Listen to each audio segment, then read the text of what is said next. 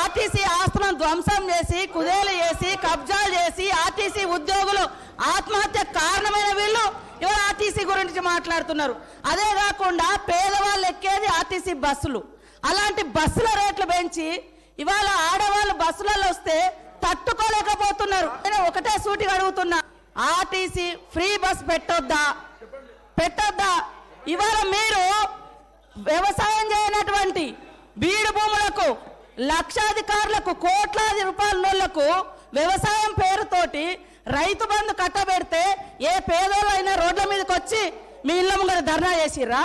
ఈరోజు ఆటోలను ముందు పెట్టి మీ అధికారం రావాలని ఎప్పుడు మీరు సెంటిమెంట్లను వాడుకొని ఒకరిని ముందు పెడతారు, ఆ తర్వాత మీరు వెనక నుంచి వస్తారు. ఇది మీ నైజం.